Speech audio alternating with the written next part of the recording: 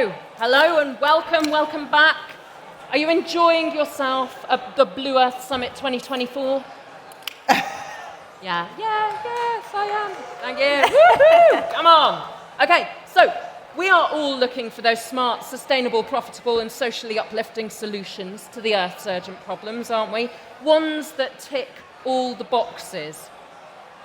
Well, how do you manage the tensions, the inevitable tensions between social, environmental and economic priorities? Many of the sessions today, and indeed tomorrow, get to the heart of this real tricky issue.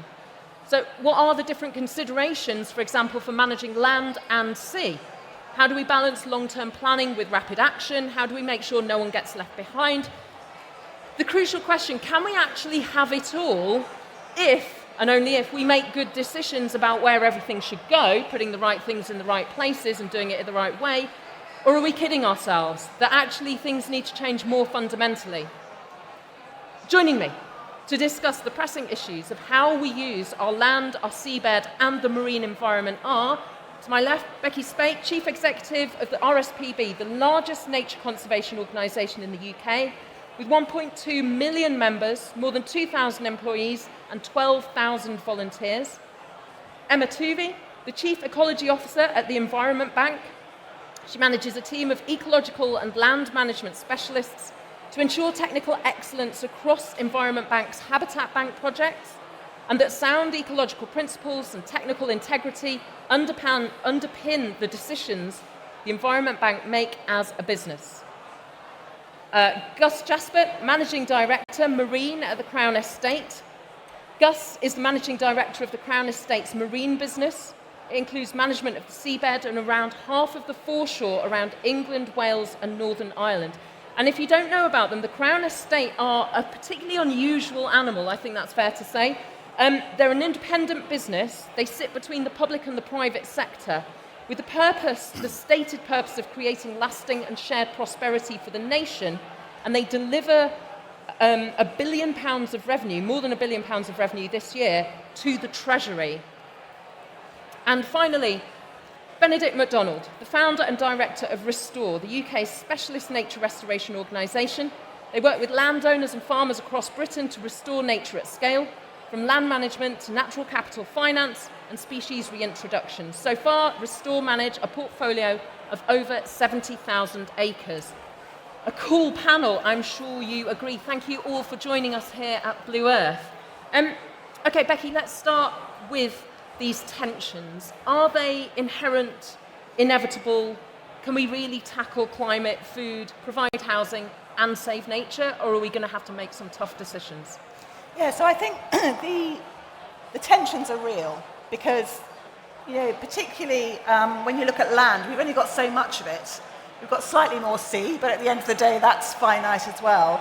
And we're now asking a lot of our land. So we are basically asking it to provide us with the food we need to eat.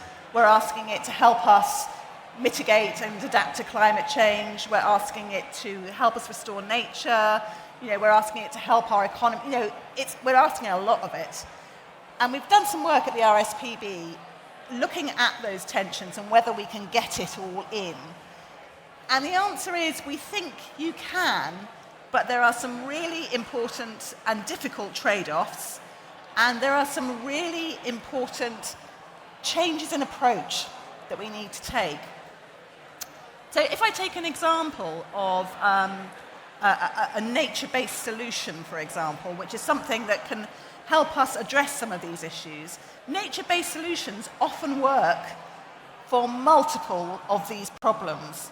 So, a nature-based solution, for example, can put more carbon into the ground and store it successfully, but it can also help us restore nature in that same place, and it can also help us adapt to what climate change is already bringing. So it can help us, for example, prevent flood risk on some of our kind of coastal communities or inland.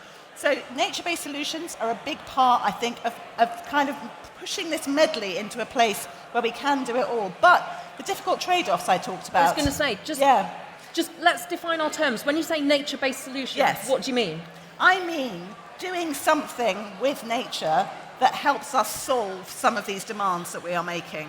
And so it is something like restoring an important piece of peatland, for example, or creating a new piece of coastal habitat, which will prevent inland flooding, but also provide really important intertidal habitat for birds, for example. And we've done that at somewhere like Wallasey down in Essex. So these nature-based solutions are complicated, but they can deliver across these multiple asks that we have. But I think some of the really difficult trade-offs are around things like food, for example. So if our diet doesn't change, then the amount of land we need to produce the food that we demand is too much to work in that medley. So, we're going to have to look at that. Is that one trade-off that we're going to have to make? But I think a lot of the answers lie in combining. So, looking at things like planning reform, which this government is very keen on at the moment, can we look at getting, for example, nature built into new developments, considered upstream when we're thinking about energy infrastructure. And if we can do that, then we can solve some of these multiple problems in one way. So I think that's where the answer lies. But it's a much more holistic way of looking at things than we have done so far. And is that fundamentally difficult in the system in which we all operate, that all of a sudden RSPB is telling me what I should or shouldn't eat, and that you're going to get a lot of pushback from that, and actually go, we can't do that because we run reputational and organisational risk and harm, but maybe we can get a partner on board? Or do you go, actually, we should be able to talk about what we eat and agriculture, because even though we're the RSPB, it all actually joins up together. This is what systems-based thinking actually looks like when we implement it. So that whole kind of issue is why, for example, we are really worried about the agriculture budget at the moment. So we're worried that in the kind of the big budget announcement that's going to be at the end of October, there's a risk that the nature-friendly agriculture budget could get cut. So that's the kind of incentivisation that goes on to help farmers farm in a nature-friendly way. And more than 70% of our land is farmed in the UK. So if that budget is cut, that has huge implications in terms of nature restoration, for example. I don't think it's the RSPB's place to tell people what to eat, but I think we should absolutely be part of that debate about why we should think about dietary change as one of these trade-offs that we're talking about.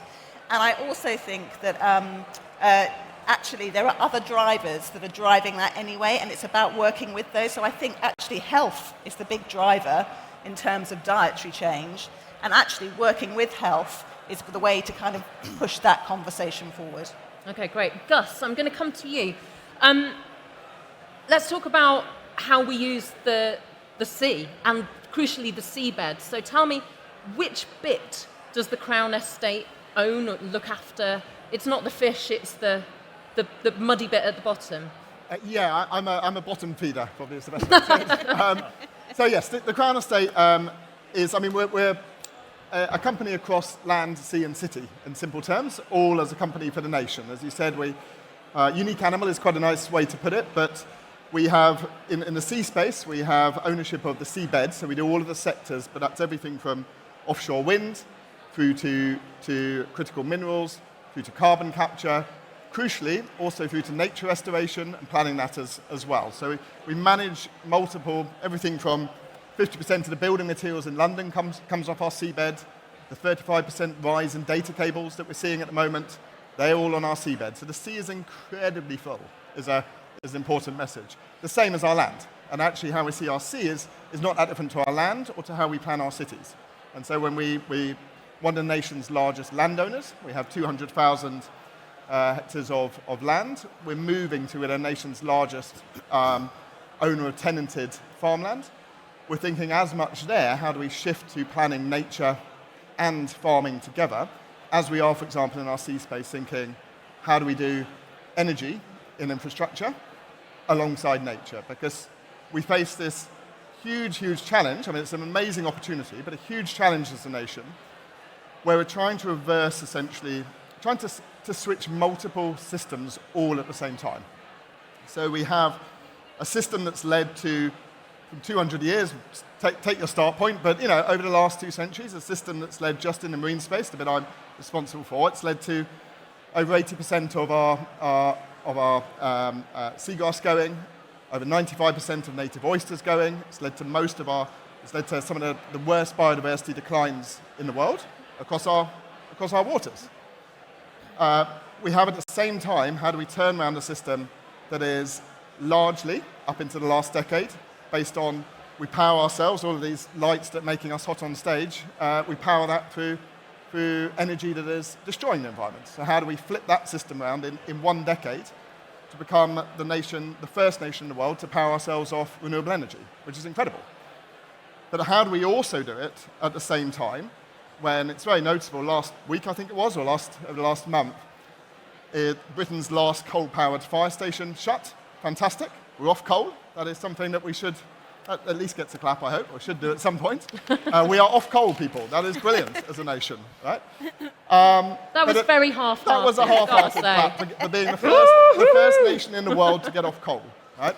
And we've done that by part of a role I do at the Crown Estate. My team has been leading the world's largest, or second now to China, but most successful, we would argue, offshore wind market. We have as much offshore wind as almost the whole of Europe combined, so planning that out. But crucially, how we do that in a way where we don't have an either-or between nature and energy, because we need both to flip at the same time, and at the same time to not have a disconnect between jobs. So whilst the nation's last coal power station shut last month, it's also 40 years anniversary of the coal miners' strikes, and how we've left a population without work and displaced. So how do we use this incredible, from my perspective, the sea space, but it's the same on land as well, to think about a triple flip, a flip of energy, and how we move to a carbon neutral system, whether that's thinking about carbon stored, that might be through land and sea, but also with carbon neutral energy.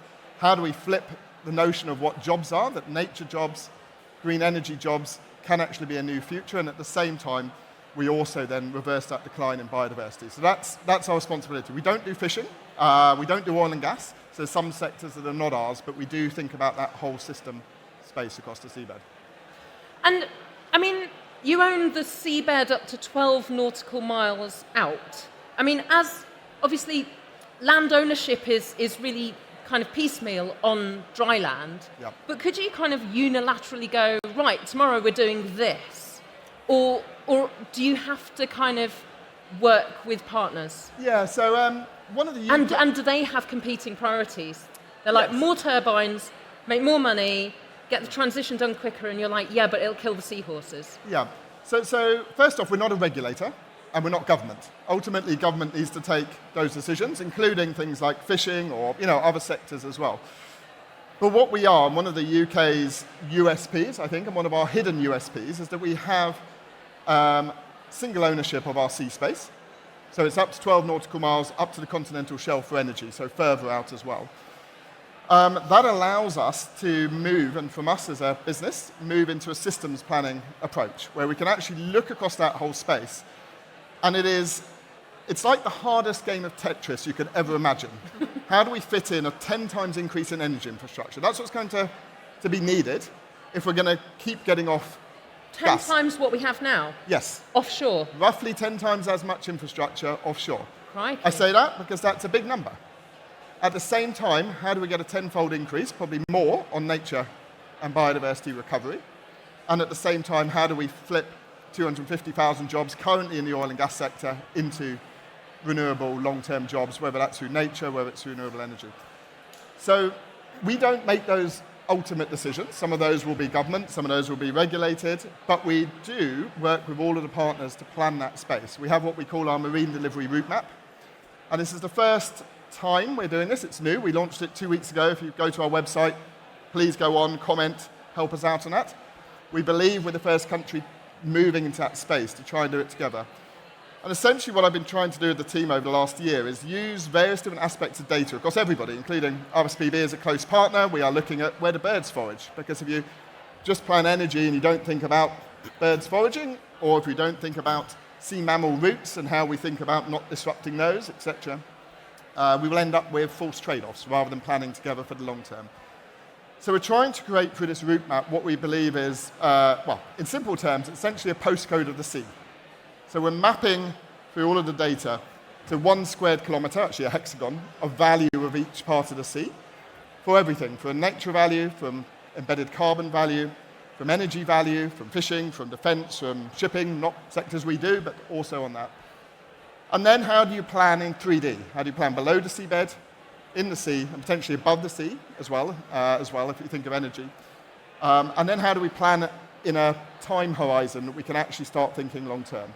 Then we can start moving this pattern together. And rather than saying, government make a false trade-off between energy, green energy, and nature, or do something where we're constantly having to mitigate, wind farm goes up, let's find some strategic compensation, let's find a way to mitigate. Actually, we plan up front to say, how would we plan it for nature and for energy and for jobs at the same time? And I believe we can do that. So some of that Tetris board you must have moments where you're like, well, this has value for this, but also that, and those two competing interests aren't compatible. So it'll be a great place for landfall for a massive cable, but also that's where the, I don't know, kittiwakes are. Yes. Is that a good bird to choose? Yeah. It is kittiwakes. So yes. So do the kittiwakes win, or does the Well, I mean, we work very closely with Becky and her colleagues on things like that. But ultimately, how do we get to the the minimum amount of trade-offs? We've got a system at the moment that's largely set up to face trade-offs. And that might be trade-offs through consenting. It might be trade-offs through who shouts loudest. It might be trade-offs through who lobbies loudest, if we're honest about some of these things. So how do we actually get to a system that is about minimizing those trade-offs? So cable routes that maybe we are looking at avoiding embedded carbon. We have 3,000 million tons of carbon in our seabed. That's roughly 10 times the total carbon output of the UK. Actually, if we minimize the planning of how that affects, we're not digging up and releasing carbon as we lay infrastructure. How we then land that in sites that don't interfere in nature. How we then potentially at the same time, we're live in the market at the moment for a tender for floating wind farms. So wind farms essentially that will float on above the sea surface, so they can go further out away from key areas of largely nature or visible impact. And how do we do it up front? We're telling the developers, you will only be allowed to develop them if you actually build it in a way that doesn't damage nature. So we build in from the heart of it those avoidance of trade-offs, but actually a joint planning approach. It is. Sorry, I'm going to jump in here. It is really complicated because if you take seabirds for example, we've had 5 more species of seabird go on the red list just this year, which means they're the most endangered species. And if you take something like kittiwakes, we've had instances in the past where an offshore wind farm has gone in. And the developer has said, I know that's going to disturb kittiwake nesting space, so don't worry, I'm going to put up a new kittiwake nesting tower somewhere else, and that's going to be fine. But the question then is that tower going to be in the place the kittiwakes have habitually nested? So is it going to be in the right place, which is why a strategic approach is really important. And actually, you have to look at the blending of all those other factors, like the food supply for kittiwakes. So the kittiwakes are one of the species that are dependent on sand eels. And at the RSPB, we've just successfully campaigned with a partnership to get the government to close the sand eel fisheries in Scottish waters and then North Sea. And that is fundamental as well. But that's not anything to do with what you do, because you're not involved in fishing. So you kind of have to get these different drivers all aligned in order to make the right decisions. And often we're just simply missing data about where seabirds forage or so on and so forth. So it's a complex web. Okay, so this isn't someone with a big map and different coloured felt tips. Are we using AI? Yeah, definitely. Okay. But I guess you've got to retire the felt tips. But I guess what I'm saying is I think the Crown Estate are great, and we're working alongside them to try and kind of get this strategic approach. Yep. But actually, they do not have responsibility for all those drivers that we need to consider if we're serious about nature. Yeah. Okay, let's bring you two in. You've been waiting very patiently. Benedict, how do you, for example, when you're working with Restore, with landowners, with farmers, are you telling them what should go where? Are you being led by them saying, Benedict, we want to plant a native deciduous woodland here, and you're like, wrong place, wrong thing? It's a partnership, and it has to be a partnership with quite a high level of equality and knowledge sharing, or it doesn't really work. So the way our business normally works is we're normally actively approached. You can't really approach a farm or estate out of the blue. You probably could, but we don't do cold approaches. And maybe they've read one of our books, or they've encountered one of our team in the field, or they've seen some of the work we're already doing. And normally they're coming up against the fact that the current land use isn't working financially or ecologically, because generally if something's working, it just keeps ticking over. So we tend to come in at that moment of change. And I always see that as quite a radical opportunity. And I've always seen that some areas of conventional conservation have always done a very good job of watering themselves down before they then get watered down again, leading to this endless diffusion in British nature where we just end up with something about 5% less worse than we had before, and we've got absolutely no interest in that. So the first kind of business offering that we come in with is a pretty accosted but radical comprehensive vision report for an entire farm or estate. And often, if that's an upland grouse moor, that may be a total change of land use away from intensive shooting. If it's a place where historically the landowner's been putting down lots of pheasants, we may accept that there's a valid interest in shooting, but we may pivot towards a much more sustainable, low-intensity model. Recently, we had a failing arable farm that I think the NFU would have people believe is still a highly profitable enterprise, putting in £700,000 of inputs before they even got to profit, and every second year they were making a loss. So we looked at it and went, well, this is terrible for ecology, it's a terrible business model, it's incredibly stressful, so what's the point in tweaking the edges so we get a few more corn buntings or skylarks? Why don't we pivot the entire model using grazing and using natural capital and present the landowners with an entirely new vision for 3,000 acres that their children and their grandchildren can take forwards in a stress-free, happy, sustainable, financially viable way that delivers major ecological benefits.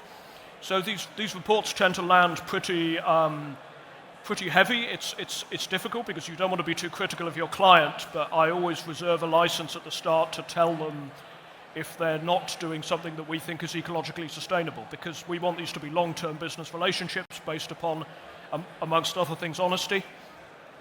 Normally, we find that if we pick the client correctly and they've picked us correctly, which mostly seems to be happening, with some interesting exceptions. We had one landowner who wanted bears, and I said, why do you want bears? He goes, well, can't you get them to fight in a pit? And I said, it's not really what we do. But generally speaking, the uptake has been more positive and collegiate. Normally, we get about 70 to 80% of our findings accepted, so they might think that it's a bit radical to put in beavers, or they want to keep a bit of their commercial forestry, or they may still want to put down a small number of pheasants, and we still have to be pragmatic enough to accept that we are not going to get 100% of our recommendations accepted, but 80% is what happened at the South Hill Estate in Bedfordshire, which has become the largest, very quiet rewilding project in southern England. So we're taking around 3,500 acres of Corsican pine, we're creating massive clear fells, we're putting in beavers, and this work has been achieved in a combination of Restore, a very enlightened landowner with a very long time perspective, biodiversity net gain natural capital deals, and an incredible gamekeeper called Paul Dunn, who spent a lot of time in Africa, so he understands ecosystem processes and naturalistic functions. So it's a really incredible partnership. No one party has all of the answers. We're kind of the intellectual guide that provides the finances. But ultimately, it's very important that we don't displace farmers and we don't displace gamekeepers. We take them on that journey, which is why at Restore, I always said at the beginning, we don't actually want to acquire land, because the most powerful thing in the world is to change the way people think. We do have these big farms and estates in the UK, and I realise that may not be a particularly egalitarian ownership model, but it does provide an amazing opportunity to suddenly scale 13,000 acres if you can take that estate team with you on the journey, provide the vision, provide the finance and the implementation. But the key thing for us is we've no interest in being green-leds. We want to embed in an estate for 5 years, turn that estate around and move on to the next estate, which for me is providing a scalable model for rewilding or restoring nature faster than ever before. Do you find communities either get on board or push back? Are there kind of certain key ingredients that mean you've got a recipe for success? That you kind of speaking to that emotional relationship with land rather than a spreadsheet or a BNG matrix that kind of ticks credits and boxes. You're completely right. Your average estate owner or estate manager will be very interested in the natural capital finance. Your average gamekeeper will be much more interested in, do I have a job if Restore are going to come onto my estate? Which is why I basically try to put together a team of all the talents. So our land manager, Ross, specialises in dealing with farmers and gamekeepers, taking them on that journey, recognising the good work they've already done, using that sort of language of inclusivity and motivation. The natural capital team is very hard-headed about the finances, about proving the existing models are failing and showing how the new models can work. And then I kind of provide the vision for what the landscape could be under that sort of combined new model of stewardship. So again, the fact is nobody has all the answers, and the best way to alienate a farm worker is to come in and make them feel that their job's about to be made obsolete. So there's a huge amount of early estate engagement that we do. That's why it's really important we do the vision report before we go to the management. It gives us about 18 months to get the estate bought in to the cultural, social, economic and ecological change. And of course, if at that point the answer's no, we've hopefully still delivered a valuable, thought-provoking service and we can move on to the next estate. But in most cases, we found the vision reports have then opened up this gateway to managing some really big estates and farm clusters around the country. I interviewed Lee Schofield, the author of Wildfell. He worked for the RSPB as a ranger up in Haweswater in the Lake District. And in the course of rewilding these two upland farms, they met quite a lot of local opposition and kind of fear about what was going to happen on this land. But also one of the things that he said that was one of the most powerful ways into starting that positive conversation were these two artistic representations of what the land would look like in 10 years and then in 30 years or 50 years, I think.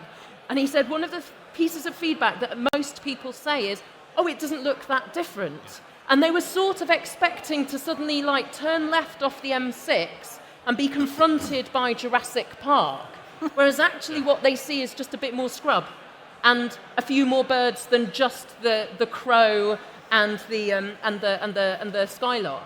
And I think that was really interesting to me because it kind of says something about the way we engage with landscape. It's quite aesthetic, it's quite emotional, isn't it? That people immediately go, oh, it looks a mess, it needs to be tidied up, whereas actually that's the bit that's most nature abundant. Is that changing? Are we becoming a bit more ecologically literate, that we don't need to kind of tidy up all the grass verges, that trees on a lakeland fell side is okay, possibly good? Well, I fought a campaign wind against... turbines in the sea are not a blight on the land. Maybe they are, I don't know. Discuss. I fought a long campaign in my first book, Rebirding, against ecological tidiness disorder. It's a real disorder that a lot of people suffer, especially if they read the Daily Mail. And it's quite interesting. If you look at pictures from the 1950s, everywhere was scruffy. So we've become ecologically tidy within 2 generations.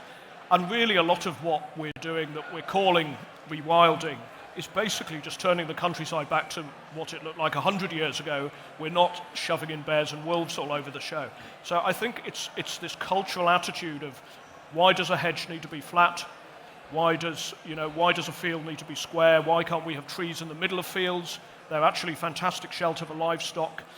We've removed all of these scruffy habitats like grazing pasture, rough pasture, orchards. So now we've got this kind of linear countryside that is intrinsically very tidy.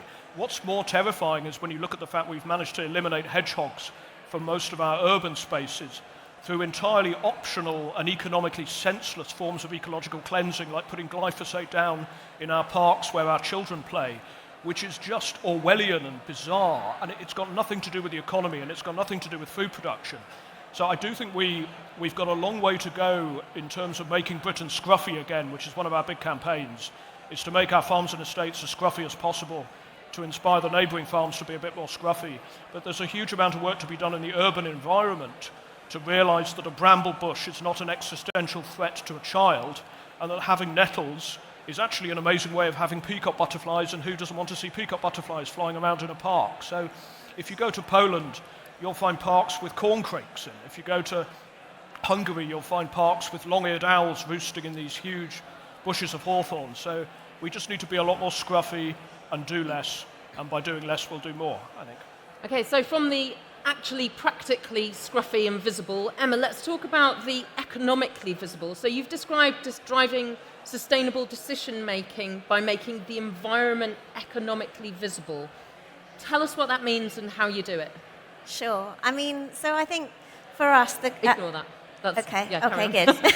I've got 8 seconds. For us, really, at the core of a successful nature recovery project is ensuring that the stewards of the land are genuinely rewarded for being those long-term stewards, caretakers of nature and managing the land for that purpose. We need to move away from a world where nature and nature's recovery is a charity case. Nothing wrong with charity case and using philanthropic funds to do that, but we're in a place where that isn't enough. And we very much need to sort of not be a race to the bottom in terms of how we fund nature recovery. So it's really key that landowners and land managers are actually incentivized properly to look after land, and they're genuinely rewarded for that. Like, it shouldn't be out of the goodness of their heart, and they shouldn't sacrifice an income on the land in order to do better things for the environment. Now, of course, there's a big challenge with that, right? Where does the money come from? It's a huge challenge, and it's something that is something that we've not dealt with very well at all, and that's why really we're in the mess that we're in.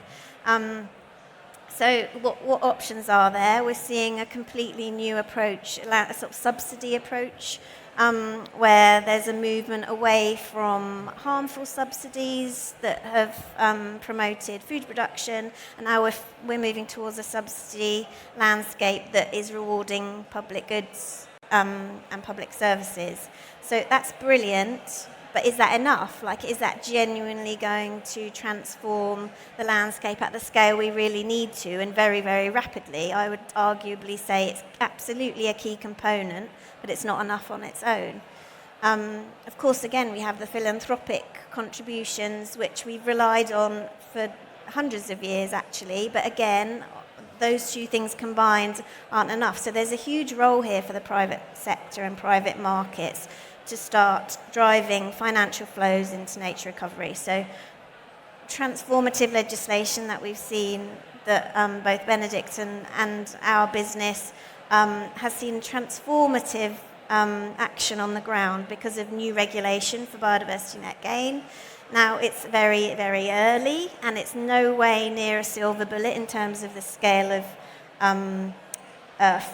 financial flows coming in through that legislation alone. But what it does do is it sets a brilliant blueprint for us. It shows how private nature markets, essentially developers that need to meet their planning requirements, they can purchase biodiversity units from incredible nature restoration projects across the country. Now, that's private money coming from the development sector directly responding to and compensating for their impacts on nature, and also putting a bit back.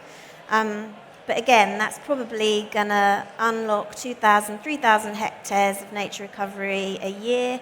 Is that enough on its own? So that's when we've got these extremely exciting, huge potential wider nature markets, so the voluntary biodiversity credit market, nutrient neutrality, carbon, of course, nature-based carbon, but they're all extremely nascent and have challenges of their own. So I think the key thing for us, though, is that it's financially viable for landowners, land managers, and rural communities to take a new approach to utilising land. And I think, just to Benedict's point as well, the other element about sustainable nature recovery in the long term is absolutely about, one, doing what's right for the land, not putting ponds where it's not wet, or not trying to coiffure a landscape into what any particular stakeholder needs, but it's actually allowing the land to do what it wants to do in a really resilient way, but given the challenges that we're facing in terms of climate.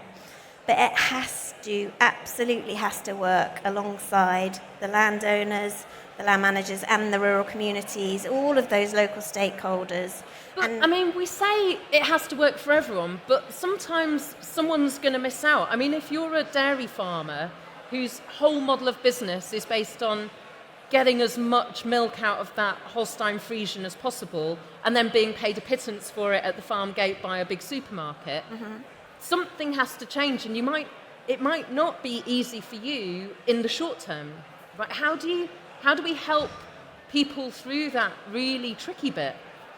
Well, I mean, I think that's a brilliant example. So we have a project in Bolton, just outside Manchester. They farm the land for dairy intensively for decades. Like, it's an emotional asset for them.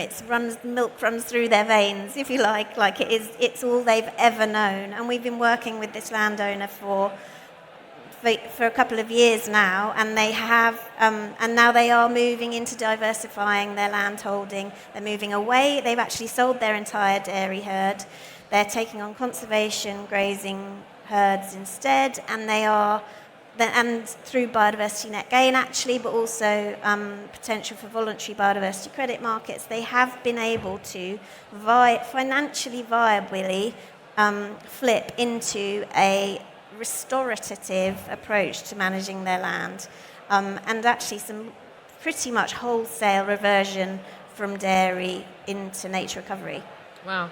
I heard the opposite of regenerative farming being described as degenerative farming. And I kind of thought that was quite nice because it kind of captures something about what choices we're actually making on both moral and perhaps financial grounds. Folks, we're running out of time, so I'm not going to go to audience questions. Apologies, folks. Collar them afterwards. I do recommend that because they're very interesting people.